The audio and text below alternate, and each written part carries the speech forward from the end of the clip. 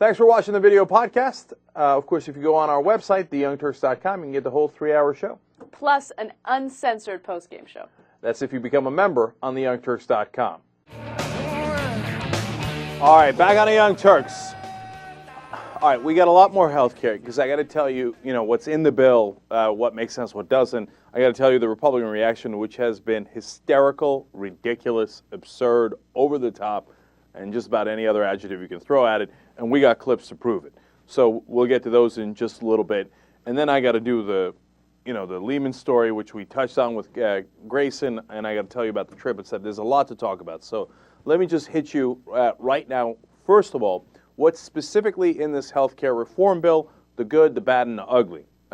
Number one, we have, this is Congressman John Larson. I'm quoting his top 10 immediate benefits from the bill, okay? He says it prohibits pre-existing conditions, exclusions for children in all new plans. True. So if your kids have a pre-existing condition, they will not be denied anymore. That's a great win, okay? Number two, provide immediate access to insurance for uninsured Americans who are uninsured because of a pre-existing condition through a temporary high-risk pool. Meaning that if you got a pre-existing condition and you're an adult, you at least go in a high-risk pool. Yes, you have to pay more, but at least you'll get some sort of coverage rather than no coverage for the next 4 years before they get to the point in 2014 where they're not allowed to discriminate against anybody with a pre-existing condition. All right, is that a win? Yes. Now, that high-risk pool, my guess is the premiums are going to be through the roof. But nonetheless, at least you can get some sort of coverage. Point number three, prohibiting dropping people from coverage when they get sick in all individual plans. That's a huge win. That's the practice called rescission, where they go, well, we were supposed to cover you and you paid all your bills, but you didn't tell me you had pimples and zits, so I'm not going to cover your cancer, right? And that terrorized us all, because then you don't really know if you have insurance or not. They're getting rid of that, and that starts immediately, so that's great. Point number four, lower seniors' prescription drug prices by beginning to close the donut hole.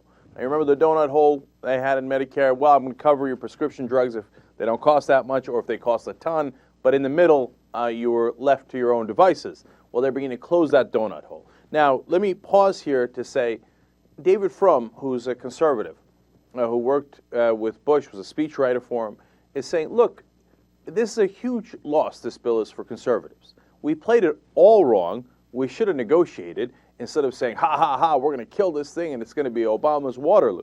Because you can't ever undo these things. How are you going to go to the American people and say, no, we're going to reopen up the donut hole so that if you have drugs, senior citizens have drug needs that are in the middle, well, we're not going to cover you. You can't go back. He said, once you give that to people, you can't take it away from them.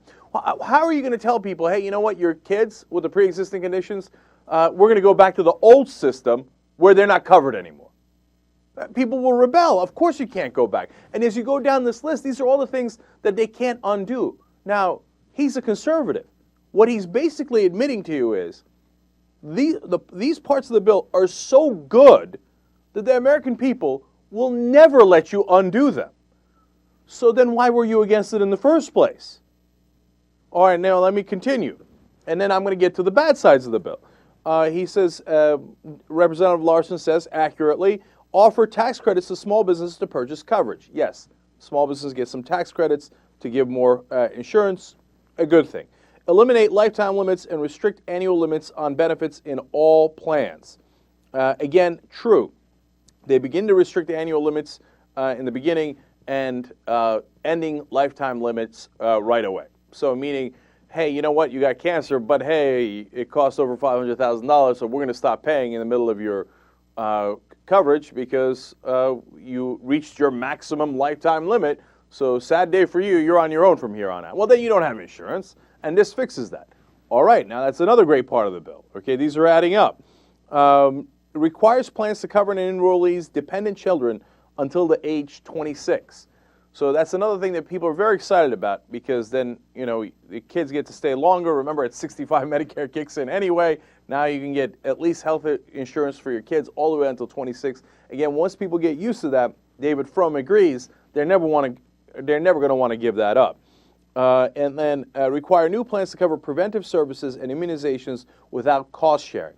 It's sensible, small part of the plan, but a good part of the plan. We don't charge you to do preventative services so that you don't get sick and it costs us much more down the road. Sensible.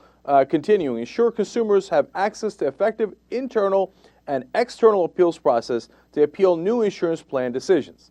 Now, here's where I begin to get skeptical. So, for example, if they say, hey, you know what, we think you got a pre-existing condition, we're going to deny you. And you say, hey, wait a minute now, you can't do that anymore. They say, okay, fine, we'll pay the penalty. Well, the penalty is apparently about $100 a day. Now, what are they going to do? They're going to do $1 million treatment of your cancer, or are they going to pay $100 a day for how many days? I don't know. See, this is where the regulators are really important. So if you don't have effective regulation, since they're private insurance companies whose job is to make as much money as possible, they're going to look to hose you anyway. So that's where this appeals process is very important. But I'm a little skeptical here that the appeals process is going to work out fine. You think those companies won't find a way to capture that appeals process so that, hey, look at that. Will you look at that? It turns out they went to appeals and the insurance company won, and then you should be denied. I started to get worried. All right, now the last one on Representative Larson's list is require premium rebates to enrollees from insurance with high administrative expenditures and require public disclosure of the percent of premiums applied to overhead costs. Sounds complicated. What it is they say, hey, you know what? You've got to spend at least X amount, 80%, 75% of the money you take in from people paying their premiums to spend it on their health care. The rest you can use for administrative purposes, marketing, and paying your executives and paying your employees, right? So, okay, if they put a reasonable number on that and they enforce it, that could be good. But it's kind of putting a giant bandage on an underlying problem. The underlying problem is we have a for-profit system in healthcare insurance.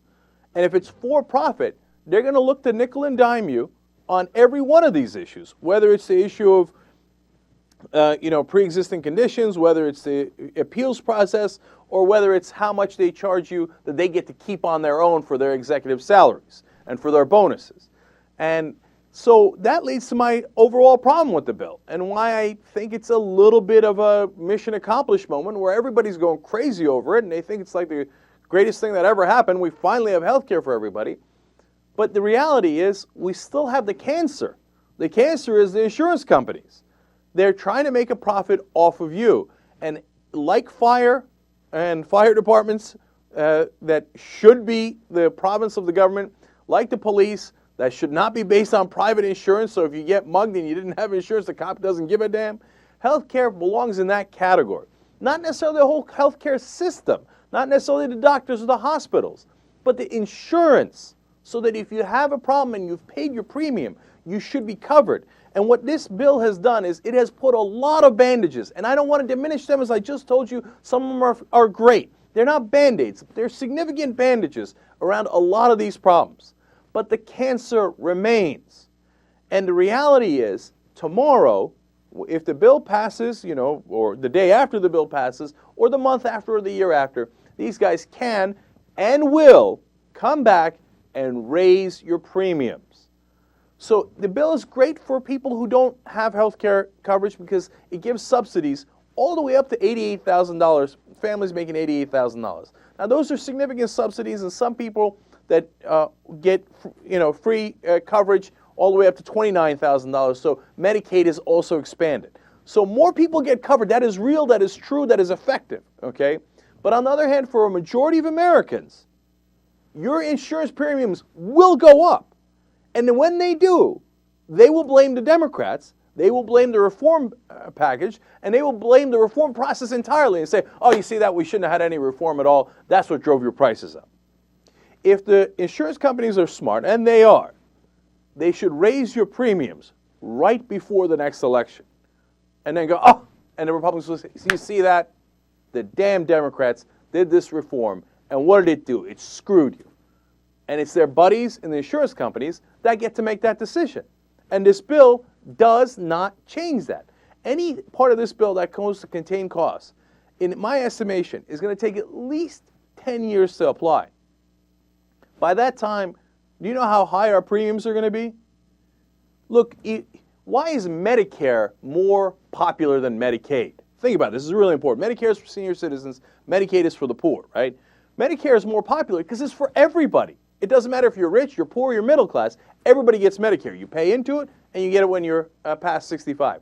Medicaid is not as popular with the general population because it's for poor people. So poor people need it, and it's popular with them, but the middle class and the rich go, what do I care about them? Now, if you set up a bill where the middle class Americans, unfortunately, or a large chunk of the population will say, hey, that's good, I'm glad they're covered and all, but my premium went up. That is a politically disastrous situation you've set up, because they're going to get angry. They're going to overturn the good work that you've done, because the very next step is the most important step. Because right now, if you declare mission accomplished and say, I pulled that Saddam statue down and that's it, we win, victory in Iraq, right? Because I smell a little Iraq in the air with all the celebration going around. And everybody's saying, oh, this is it. This is the greatest thing that's ever happened, and Obama delivered it for us.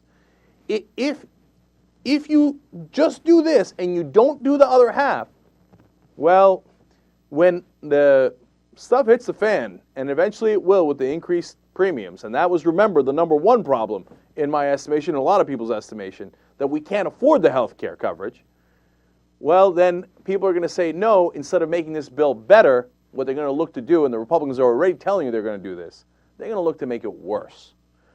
Okay? They're going to make less reform, less regulation, more privatized insurance. And you know what? We're giving the private insurance industry 31 million new customers. That's a lot of money in their pocket. They're going to take that money and use it against us. Now, I'll tell you right now, I could be wrong. This is not one of those things where I'm putting the hammer down and saying, oh, it's definitive, there's no question about it.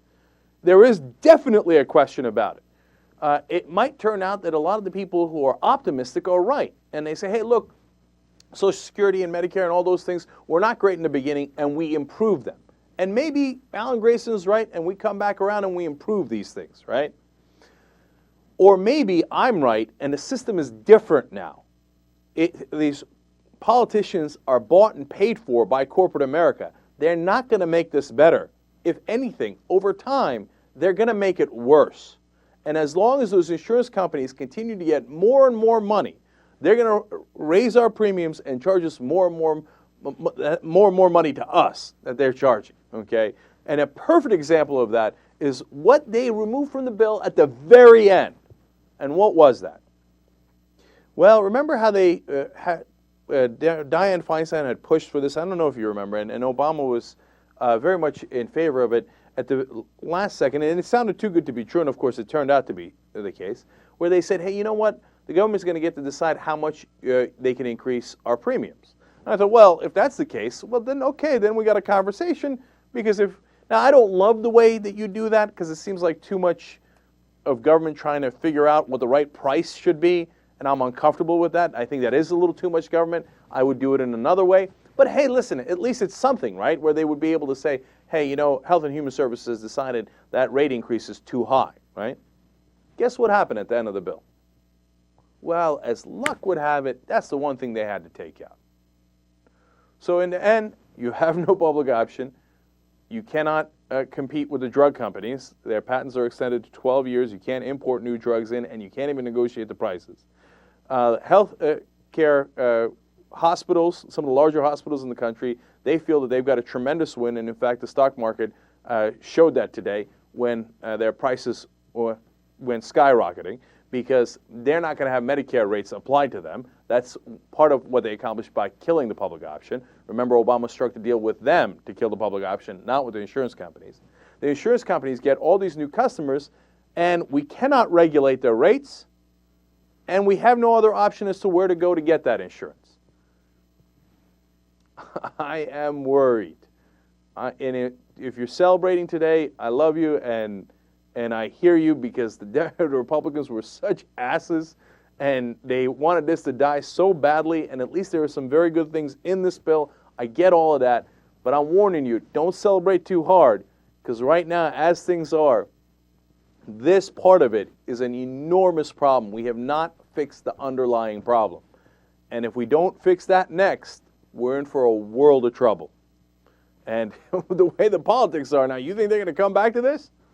Well, they're not going to come back to this for a long, long time. they're going to say, check, mission accomplished, let's move on. Until those premiums keep going up, and then we'll see what happens. All right, now, I told you that Republicans were, unbelievable, right? So let me give you some examples. So on Saturday and Sunday, the Congress is debating this bill, voting on the bill, and of course the Tea Party protesters show up, and they are vituperative, to say the least. And as some congressmen are walking by, including Congressman John Lewis, who was integral part of the civil rights movement, they shout racial epithets at some of the congressmen. In fact, they spit on one of the congressmen. Funny enough, all the ones that they shouted on were minorities. Weird. Probably just a coincidence. The ones that they shouted the insults at. So the black congressmen were called the N-word. And as Barney Frank was walking by, not only did they sing derisive songs about, I guess, they got him. It turns out he's gay.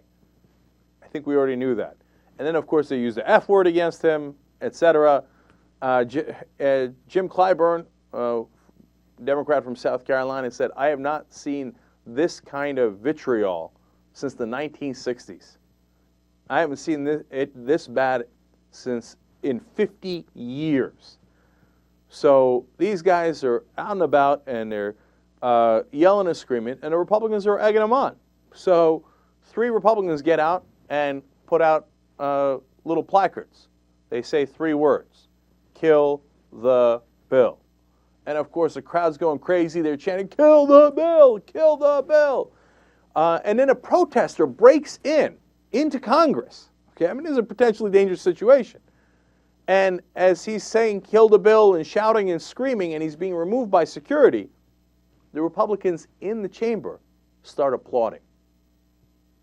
I mean, this is out of control. This is absolutely crazy. And then a Republican congressman goes out and puts out the "Don't Tread on Me" flag and shows that to the protesters. So, I mean, they're rousing them up, and they're getting them heated up into some sort of fervor that you're not going to be able to control. And then they're surprised later when, they shouted at the congressman and they called him the N-word and the F-word. Oh, we didn't see that coming. That's really weird. Huh? Well, golly gee willikers. How's that possible?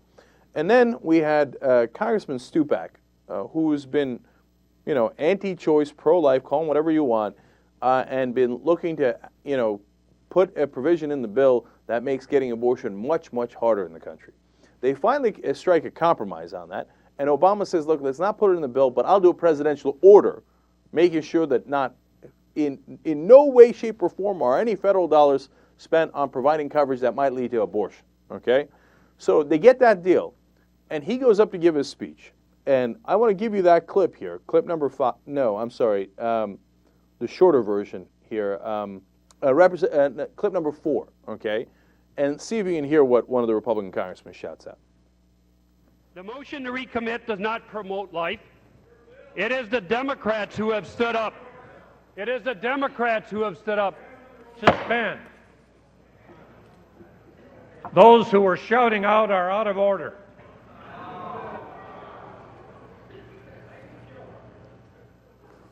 Mr. Speaker.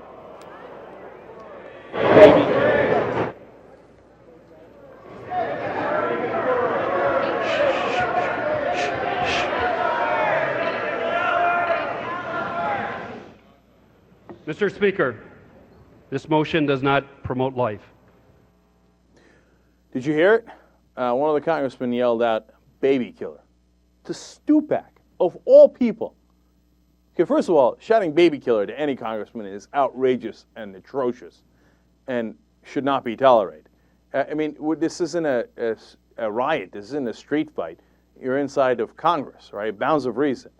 But to Stupak, of all people, who is as pro-life and anti-choice as you can possibly get, almost killed all of healthcare reform because of his anti-choice stance. So finally, Texas Representative, if I'm getting this right, Neugebauer, that's a funny name, came out and said, yeah, it was me. Well, I didn't mean Stupak's a baby killer, and I kind of apologized to him. I meant the bill is a baby killer. Oh, well, keep it classy then. I didn't know that. Well, you're free to go. Why are they doing all this stuff? Why are they putting out the "Don't Tread on Me" flags and inciting the crowd, applauding the guys who broke into Congress? Imagine if it's a Muslim guy that breaks into Congress and he comes in and he starts shouting, "Allahu Akbar!" I don't know, as they're debating Israel. I don't know, as they're debating anything, right? Can you imagine if the Democrats applaud? They're like, "Way to go. Allahu Akbar." Right? Not that there's anything wrong with that. Allahu Akbar means God is great. Right? How do you think Fox News would react to that? And how do you think the whole national media would react to that? Anyway, so the Republicans applaud him, and then they call Stupak or the bill a baby killer. Why? Because Joe Wilson shouted, "You lie," while the president was giving his address to the nation, the Republican from South Carolina. And guess what happened? One, he raised a tremendous amount of money from the conservative roots. And so they think, "What, can I do that too?" And somehow wind up raising all that money. And number two, the Democrats buckled to him. That's what a lot of people don't talk about. Joe Wilson got exactly the language he wanted in the bill. They changed it to suit him.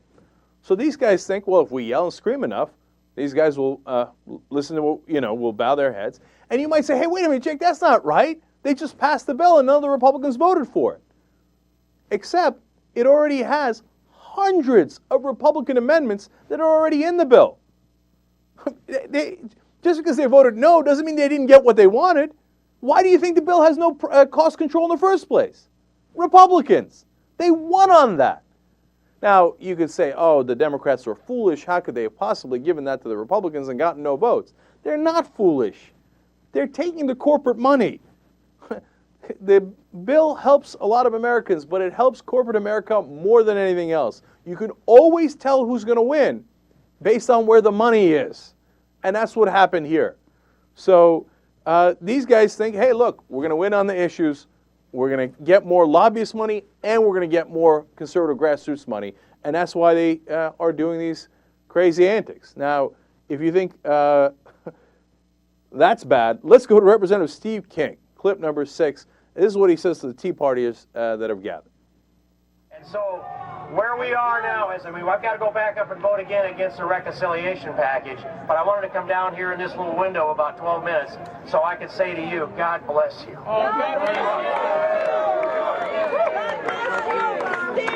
are the awesome American people. Thank you. And I am overwhelmed with gratitude at the power of who you are and what you're willing to do. And if I could start a country with a bunch of people, they'd be the folks that have been here standing with us the last 2 days. Let's hope we don't have to do that.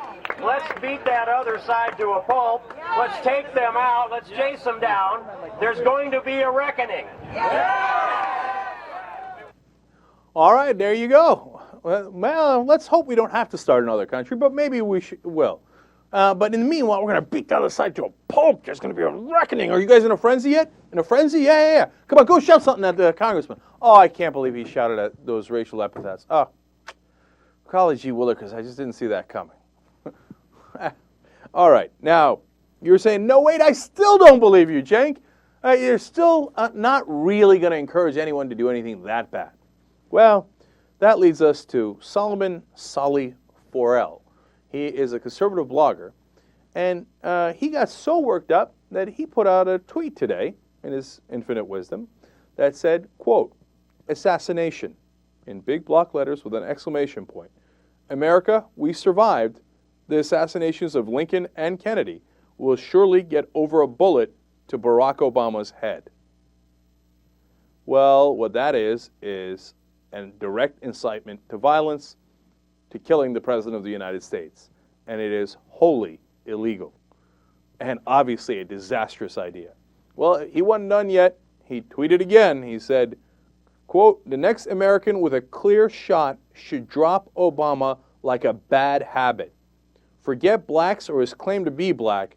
Turn on Barack Obama."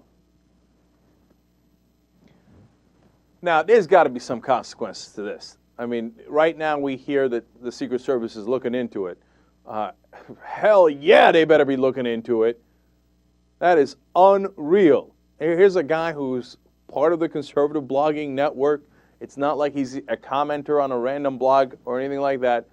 He is one of their bloggers, one of their legitimate, established bloggers, and he's saying, let's put a bullet in the president's head. Look, I mean, do I have to tell you what the consequences would have been if a liberal blogger had said that about George W. Bush? All right, so look, we right now Twitter says, oh, well, we're going to, they took down those 2 tweets because that's in violation of their policy. Really?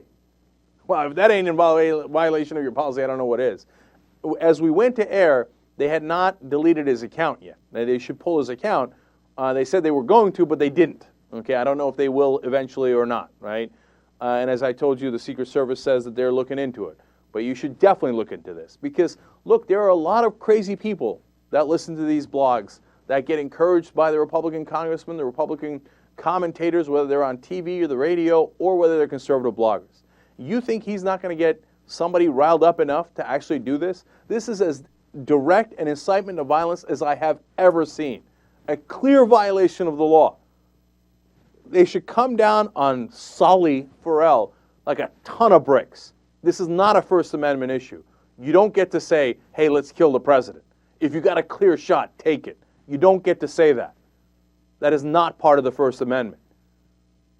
So if they don't win politically, what they do is they want to win through other means, maybe by any means necessary. And that's what I'm afraid of, that they've become so radical that they're never going to win the majority again in the country. But with that frustration, what are they going to do? They're going to do what their commentators have been telling them all throughout. Grab your gun. That is a very, very scary proposal, very scary idea, and it's got to be nipped in the bud. There's got to be consequences for this kind of talk. Later, of course, Sully Farrell comes out and says, well, backpedal. I mean, we shouldn't, P.S., no good American would ever want to see something happen to our POTUS. Dude, you just said shoot him in the head. What does that mean? He says, why does our POTUS have so little regard for our health care opinion? This ain't about health care reform in your opinion on that. You just said shoot the guy in the head. So he puts out a couple of tweets like, oh, no, I would never say anything against the President of the United States. You saw the first one. It said in bold letters, assassination. How much clearer did you need to be, Sully? There's got to be consequences, legal consequences. Young Turks.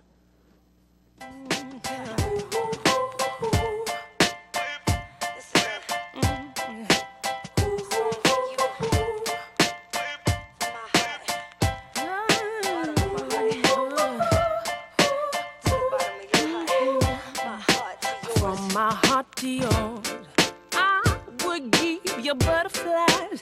From my heart to yours, I would give you summertime. From my heart to yours. All right, back on the Young Turks. So I went to the United Kingdom for about a week. I had a great vacation there. One of the things that I did there, though, but the real reason I went was the Guardian Changing Media Summit. And they had me speaking about the old media versus the new media, and I told old media, we're coming for you. We're coming. And people got a little excited about this, and then I got a little pumped up, and I gave them this quote. I said during the conference, our viewers are awesome. We call them the TYT Army. We can never lose an online poll. We can do an online poll against Jesus, and we will win. Okay, maybe a little much, but I was having fun. Now, I'm going to be put to the test, because guess what just happened? Uh-oh. We have just been nominated for the Streamies Audience Choice Vote. Oh. All right, look, we already got nominated for the Best Political Podcast and won that. That was through the Podcast Awards. We beat Rush Limbaugh there, Bill Maher, among others. We already won, and that was all thanks to your voting, guys. We won the Best Political News Site as well against the BBC, Huffington Post, etc. In Mashable. That was all thanks to you guys. And we've already been nominated for in the Streamies category for Best News Site again, political news, etc. And that one a committee is going to decide. But the Audience Choice one is the top 10 vote getters. And if you win the audience choice one, that's totally based on your voting. So between now and April 11th, go. Fire. Fire. So where do you fire? You go to vote.streamies.org. Vote.streamies.org. Between today and April 11th, you get to vote once a day, okay? Now, don't let me down. I bragged a lot about the TYT Army abroad, okay? So we got to deliver on this one. But if we do, here's the other fun part. They have an awards ceremony. Celebrities show up to this thing, like last year, Lisa Kudrow, Neil Patrick Harris, Joss Whedon. This year, you got the guy from Hangover, Zach Galifianakis, if I said that somewhat right, and, Kevin Pollak, et cetera, right? So I'm going to go and give an award speech. If we win audience vote, I'm going to go ballistic on the TYT Army. I said, what you going to do? What you going to do? We're too strong. You can't beat us. Come on, we got to win. Oh, we got to win. It's going to be so much fun. Oh, imagine the video from that ceremony. Okay, even Kanye West can't interrupt me during that speech. If he comes up, he says, excuse me. I said, no, excuse me. Okay, I've been waiting a long time. Step aside, son. All right, we're coming. We're coming. All right, so let's go kick some ass. Let's win that one. And then I will have a ton of fun at the award ceremony. Oh, wait, I think we got one other person that's going to weigh in on this, right? Let's hear from our old friend Adam Sandler. Let's see what he has to say. Cenk, you won the first time, and I can guarantee you this, you will win the second time too. Booyakasha. Adam's right. All right, let's go forward. Now, I mentioned that I was in England. I have a lot to say about that. I'm going to save a lot of it for the post game. All the fun stuff about how I pretended to be William Wallace in Scotland. I don't know if we have the video today. If we don't have it today, I'll certainly play it for you tomorrow, because I am an enormous goofball. We took some fun pictures. Everybody said the British food is terrible. I loved it. I loved the pie with the steak and the cheese in it. I loved the corny pasties. That sounds a little weird, but pasties from Cornwall. Love the pastries. And then the tea and scones. You know how many times I went to tea and scones? 3 times. 3 times. Hey, so you got a picture for me? Okay. Look at this. Boom. That's me with scone in hand. Okay. We got a lot more pictures in the post-game show. You got one more for me from the Scotland? I am William Wallace. Although William Wallace was never the king. But that's, all right. Another one of the Scottish kings. Move on. All right. So we're going to do that in the post-game. But I want to talk to you now about some of the other conclusions that I reached. Historical conclusions. Now, why? Because we went to the British Museum. They have a great displays on almost all the different cultures in world history. That's because the British had, of course, this enormous empire where they went and robbed everybody. So they're like, oh, look at this. Oh, we run this place, too. All right, let's grab all those, put that in our museum, send it back. Now, look, they preserved a lot of stuff, so it wound up being, in a lot of ways, a great thing. And I loved it because they brought it all in one place, and I checked it out at the British Museum. But not just that, but we got a lot of history, of course, in my tour of England, and then in my tour of Scotland as well. So I have some conclusions. The first is, congratulations, guys, we're world famous. First of all, getting onto the airport here in LA, the airport screener reads my shirt. It says, "Don't tase me, bro." That's funny. He's like, "Oh no, dude, you're the guy from the internet." He's like, "Oh, keep the rants up." There's something funny about a security guy telling you to keep ranting against authority and establishment. But hey, I love it. I'll take it. I get out of the London tube, as they say, the subway, the metro. Instantly, somebody's like, "Cenk!" I'm like, what happened? The guy comes up, says, "Oh my God, I watch the Young Turks all the time." Time and time again. You know why? We're not just on the radio here. We're not just on the internet here.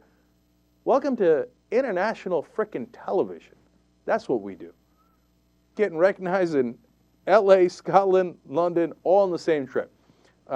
Great listeners, Mohammed, Nicholas, Aaron, Shavala, et cetera, coming up and saying, and Nicholas had a great point. I said, look, you guys are in the UK. Why you watch the Young Turks? I said, look, whether we like it or we don't, American politics has an enormous amount of control over what the rest of the world does.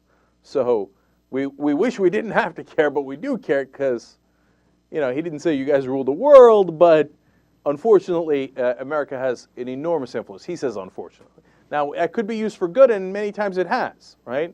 Lately, not so much, but we'll get into that in a little bit too. All right, second thing is I love the Scots because and I was trying to figure out why, right? It's because, one, they love to fight, and two, they then, did the Reformation and had all these great thinkers from their school of logic. Fighting, school of logic, it's got Cenk Uygur written all over it. Okay, you know why we have the Hatfield and McCoy fights and the Appalachians and some of those long-running feuds in this country? Because they're Scottish. They brought the clan fights all the way over here. And it's because and this is fascinating, you read a lot more about it in Outliers, a Malcolm Gladwell book. If you're a farming community, you need people to run the land. So it's hard to grab a piece of land. Like if you're doing rice farming in China, you say, ha-ha, I got your land. And well, great, have at it, Hoss. Okay, it's hard to do the farming without the actual farmer, right? Whereas in Scotland, they had a more pastoral community, so they were raising cattle and sheep, so it was easy to steal the sheep and the cattle. So they would constantly fight, stealing each other's stuff. And so that's what led to a lot of this. I mean, it has a huge upside, freedom, and nobody's going to take my stuff, and I'm going to come. You know what the Romans did?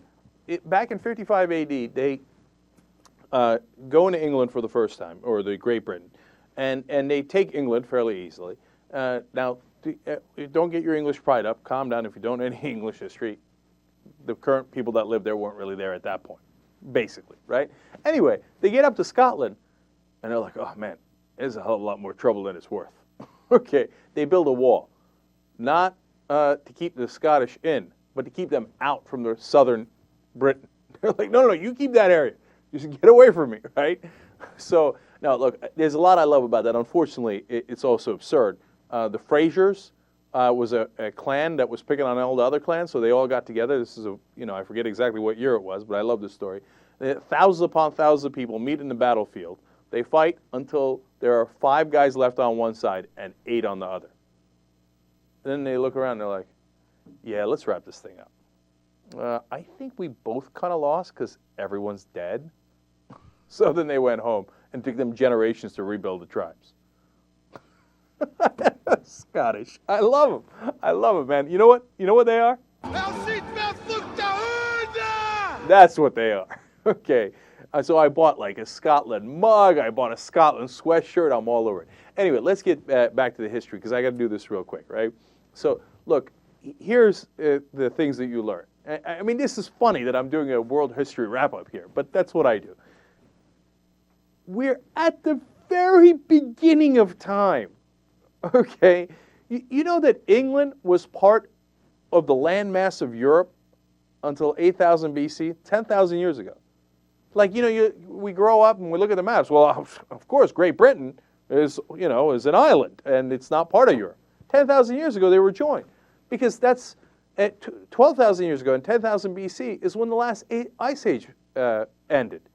Okay, and so that's when the farming started first. Without farming, there was no cities, there was no towns, there was no nothing. Okay, it starts 12,000 years ago, and then we all have these primitive religions, and people say, oh, religion is here forever, and you can't do anything about it. Really?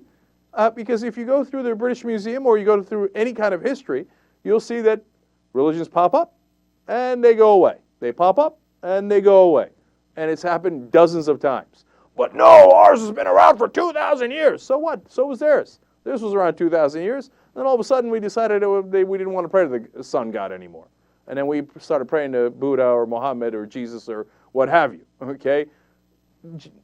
Religion is not nearly as rock solid as people think it is. And by the way, how long have we even known the details of it? Do you know that until 500 years ago, and now a lot of people think, yeah, I know this, but a lot of people don't know it. Until 500 years ago, nobody even read the Bible. They had no idea what was in it. It was in Latin. It wasn't in their native languages.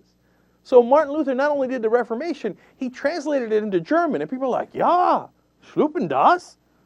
Like, that's what's in the Bible? And then we didn't really begin to communicate with one another and have a worldwide community and consciousness, etc., until the 1700s, late 1700s. I'd put 1776 as the best time marker on that. So, okay, religion has survived a couple of hundred years when we are at the beginning of history. So what? I think the more that people recognize things. Now, look, again, the other thing that you see in the cultures is every single religion and mythology had a Noah figure, where God says to a guy, hey, you know what, I got a flood coming, you better build a ship, and you better put 2 of each kind of animals on it, and then I'll let you out later. Okay? They all had it. Of course it's the same mythology. You know, there's a people that had a king called Sargon. You know where Sargon was discovered according to their religion? He was discovered floating down the river in a basket. Does that sound kind of familiar? Of course, it's Moses. It's the same old stories. And we think we got this thing figured out. There were no cities until 3000 BC, just 5,000 years ago. That's when the cities start. That's when writing starts, hence recorded history. That's when civilization starts. We're at the very beginning of time. The only problem is, the one thing we figured out is how to kill one another.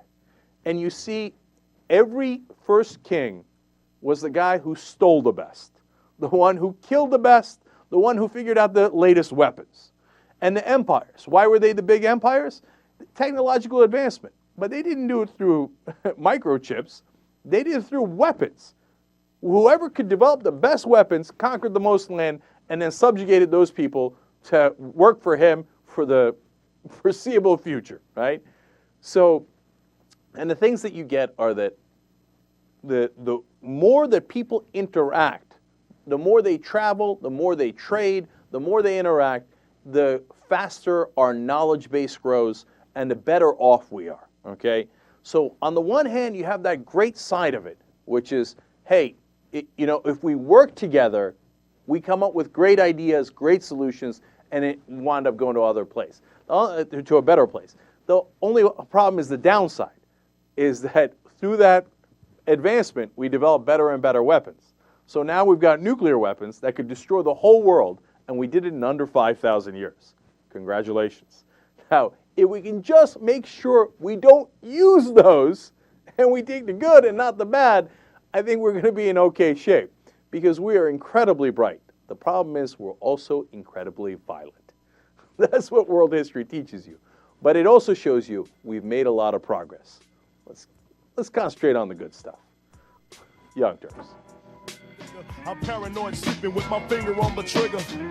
My mother's always stressing I ain't living right, but I ain't going out. All right, back on Young Turks. Look at who's here, Casper. Hey. What's up? You missed me? Yeah, I did. I did. All right. Listen, when I was away, there was only one news story that got to me, okay? Right. Because I didn't really read the papers. I read a couple of the British papers on a couple of train rides, but didn't have much time. We're touring like crazy. I'm going to tell you all the stories in the postgame, right? And I didn't have any time for the internet at all. So I'm in a news vacuum, okay, which of course I'm uncomfortable with. But the one thing everybody's talking about is, did you hear about Sandra Bullock? Oh, yeah? Okay. Tits McGee. Jesse Jackson. Jesse James cheating on Sandra Bullock with Bombshell McGee. Yeah, I'm going to get to that later, okay, because we have updates, and I have not yet weighed in on that, and I got to have my say, okay? So that's coming up a little bit later, and probably the most interesting story of the day is the suicide pervert. Oh, yes. Yeah. I mean, that is a weird, freaky story. Is that out of the UK? I don't think so. He's here. He's in Minnesota, right? But it's something I think it has something to do with Australia and the UK. Anyway, so we'll get to that in a little bit. But towards the end of the show, I finally got to think something that I really liked in the healthcare package, and that was the Pell Grants. Okay, so what's Anna going to do? She's going to come in here and rain on my parade. Yes. I just blogged it out about this topic because, of course, education is one of the things that I'm most interested in. And when I heard that there was going to be a student loan bill included in this health care bill, I was super excited about it because that means that finally education is going to be affordable for everyone. There's going to be a little government help, and students can look forward to higher education. But from what I have read about this bill, that is not the case. All right, before we get to your complaints, let me tell people the good side of it, right? What they're doing is they're taking out the middleman. And this is the part of the bill that I love, okay? So what used to happen is You go to get a loan, you get it from a private company, bank, etc., right? But if you can't pay the bill, then the government steps in and covers it for the bank. Okay, so the bank can't lose, right? And if you need it subsidized, the government subsidizes it for you, not the bank. So what winds up happening? The banks take the profits, but none of the losses. So what they wind up having is, as usual, privatize the gain, socialize the losses, right? So eventually we got to the point where we're like, why are we doing this? If the government's the one backing up the loans, why doesn't the government just give you the loans? That way you can get the profit and the losses, and that'll mitigate one another. And it turns out if you do this, you save $61 billion. Awesome. Okay? So I love that, and it's a rare situation where corporate America lost. They were, of course, tooth and nail against this because that was money out of their pockets, but it made no sense whatsoever. It's the most illogical thing in the world. So Obama delivered on that, so I thought that's great. Okay? And that is true. That is the good side. Now, what's the downside? Okay, so first of all, let me just comment on that. That is the best part of the bill. Okay, that is the strongest part of the bill, and that's the only thing that made me happy. Okay, taking the middleman out, students are going to be able to get their loans directly from the college or university they're attending. Okay, now let's get to the Pell Grants. The Pell Grants, first of all, you know, Democrats are going around saying, oh, we're going to increase Pell Grants, and that's great. Students are going to be able to afford their education. No, they're not. Because Pell Grants right now have the maximum award of $5,550 per year per student, right? So what are the increases going to be? Well, over the next 10 years, students can look forward to a $350 increase in their Pell Grant, which is nothing.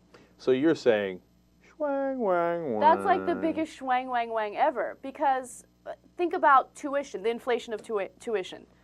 There's no way that's going to keep up with it. I mean, in the next year, tuition is probably going to go up thousands of dollars. And what's $350 going to do over the next 10 years? Nothing. I hear you. And, you know, in the beginning, it was ambitious, and they were going to take all the money, and they were going to put it towards Pell Grants. And then they went for, not so much, and they had to take $19 billion and do deficit reduction, et cetera, right? And then next thing you know, it was whittled down to $36 billion in Pell Grants. Next thing you know, they weren't going to do any increases over the next 2 years, but don't worry, we'll give you that burger on Tuesday, right? So we'll give it to you a little later. And then next thing you know, they were going to do a lot of outreach to community schools, meaning giving money to support community schools. That's still true for black colleges, and community colleges are getting about $4 billion more, but it's a hell of a lot less than what they had originally said they were going to do. So that adds another layer of schwang wang wang. Right, and also, basically, Congress can cut the increases in the Pell Grant through the appropriations process. So the Pell Grant thing, I pretend as if the Pell Grant thing isn't even included in the bill because it's useless. Okay, it's the most useless thing. Okay, well, no, look, I wouldn't go that far because right now they are supposed to spend $36 billion on it. You're right, I'm very worried that they're going to rob that thing. Now remember, Social Security actually has, for example, has an enormous surplus, except they already robbed it. They already spent the surplus. So then they turn around and go, oh, we got to cut Social Security because we don't have the money anymore. Well, we would have the money if you didn't spend it on all these nuclear weapons that then you later throw in the garbage, right? Now, that's going to get too big a topic, but on this one, you know, there's definitely a good side to it, no question, right? But when you look at the overall picture, I'm swayed by what Anna's saying, because like as I was going through Scotland, the one thing that one thing that strikes you is their public education system, all the way back a couple of hundred years ago, winds up producing some of the most brilliant scholars in world history, right? And whenever you talk to any successful person these days, they always tell you, well, my big break was that I got a free education, right? Because that education is the great equalizer. That happened to my dad. So my dad's in a small village in southeastern Turkey. How the hell is he going to get out? He studied his ass off, got into one of the top schools in Turkey, and went there and got a free education. Right. Without a free education, you can't move up. Yes, okay, thank you, because you're making the point that I'm trying to make here. People are saying, but don't you understand, this bill is such a good idea because now the interest rates on these loans is going to be much lower. No, I don't understand, because I don't think you shouldn't have to take out loans to get an education. You shouldn't be $100,000 in debt for your bachelor's degree. That's ridiculous. Some people are saying it's the new form of indentured servitude. which you remember back in the day, if you're from reading your history, that they'd say, and it still happens today too, with the coyotes that bring the migrant workers into this country and other countries, et cetera. And say, all right, look, it costs us X amount of money to bring you here, so you have to pay that off. So you have to work here for 7 years, et cetera. And then you're not a slave, but kind of for 7 years. Now, that's a bit extreme in this case. And look, I had loans and I paid them off, et cetera, right? Mm-hmm. And it can be done. But it really does tie you down. And so I'm not saying that everybody needs to be guaranteed a free education at Harvard, okay? Mm-hmm. But there does need to be some sort of system that allows you to go to a school that is free. So because equality of opportunity is the most important thing. That's what America is supposed to be all about. And so when Anna expresses frustration that a couple of years from now you're going to get $350 more for the tremendous loans that you're going to accrue, I'm also frustrated. Yeah, it's super frustrating. And also you have to keep in mind that right now, college graduates are not graduating and getting awesome jobs. I mean, back in the day, you'd be lucky if you would graduate and get a job that would pay you $40,000 a year. Now you graduate and you can't even find a job. Okay, so you graduate with $100,000 in student loans for a bachelor's degree. You don't find a job and you're screwed. But don't worry, 2 years from now, you'll have an extra $350. So, yeah, sometimes you get discouraged. But look, of all the terrible bills that have been passed over the last decade, funny enough, this is still one of the better ones. It's amazing. So, I don't know. I guess we'll take our wins where we get them. Amazing. Okay. Sometimes I get discouraged. All right. Anyway, but that, seriously, in the healthcare bill that this was attached to, this was my favorite part. And most random part. Yeah. Well, it's because they couldn't get it through the Senate if they didn't attach it to the health care bill. Yeah. Sneaky. Yeah. Well, that's good, and I'm glad he did that, and that was a promise he delivered on, Obama did, to a large degree, right? Now, at the same time, I mean, without doing this tricky Harry Pazicki maneuver, they couldn't even get it through the Senate. I know. They couldn't even get it through the Senate. Why? How could a senator, how could any senator, think about that for a second, okay? And all the people who voted against it in the House originally when it was by itself. How do you justify that? How does a Republican come in and say, no, the banks should take all the gains and they should have none of the losses? The American people should pay for the losses, but the banks should get the gains and the profits. How can you possibly argue that? But they did, and they won for decades. Mm-hmm. Man, if you're a Republican, you're such a sucker. You're such a sucker. They're using you so bad to steal your own money. And when you find out one day, you're going to be livid. Okay, well, that ought to be interesting. When those guys find out, oh my God, the Republican Party, not only have they been doing pork barrel spending, et cetera, they've been robbing us of our money. Well, I don't want to see that rage. I mean, those Tea Party guys are dangerous to begin with. Mm-hmm. All right, so anyway, now let's move on.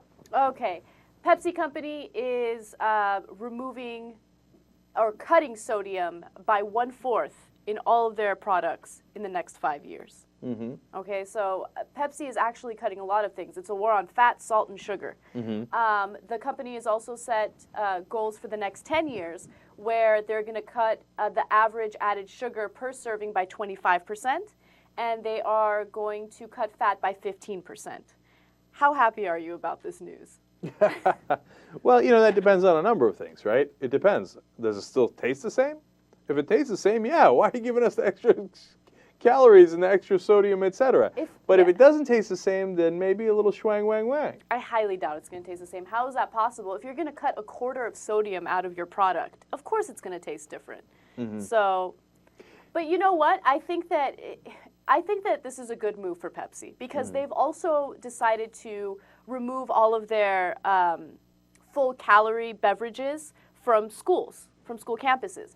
And look, I think that they're doing this for 2 reasons. First of all, they're trying to beat the government to the punch, okay? Mm-hmm. The government right now is starting to crack down on fatty foods, and they're like, okay, why don't we calm this down a little bit so they don't target us with regulations, right? And then also, Pepsi is trying to look better than Coca-Cola. And Coca-Cola is basically saying, we're not removing our products from schools. What you talking about? What you talking about, Willis? We're gonna keep these carbonated, sugary beverages on secondary school campuses, and it's gonna be fine. Right. No, the Coke is slow in lowering the sodium and the sugar and stuff like that. Right. But to be fair, in 2006, they both agreed to take the sugary drinks out of the high schools. Okay. All right. So Coke, don't worry. But that never made sense to me because the sugary drinks are still in high schools. In fact, right now the government is trying to get them to agree to take the drinks out of schools by 2012, and Pepsi is the only company that agreed to that. So I think what happened is they agreed in 2006 that they were going to do it by 2012, and Pepsi's a little quicker on the uptake, and they were moving it faster than Coke is. Okay. So anyway, look, I think it's a good thing, but I'm a little worried, right? Remember when we did that salt story and how they were going to penalize you if you ate salt? And I was not having that. Well, it turns out when I went to Britain, they have now, it's like a thing where they remove the salt from the restaurants and from your tables. Now, you can ask for it, but they don't have it. So I kept going for the salt. I'm like, what the fuck is it? What happened? And then somebody told me, oh, no, they're doing that. That's part of a drive in Britain to get rid of salt. Don't let me worry about that, okay? Now, Pepsi's a little different because I can't regulate the amount of salt or sugar that Pepsi puts in its drink, okay? But don't take away my salt. That's my choice completely, right? Right. Now, final thing on this is, this ain't the real thing anyway. The real thing is high fructose corn syrup. So if you really want to make the all these products healthier, take away the high fructose corn syrup. Go back to using real sugar. And look, this country, before we started putting high fructose corn syrup in everything, right, was not nearly as obese as it is today. Gee, I wonder what the difference is. Look at the 1950s. Look at today, okay?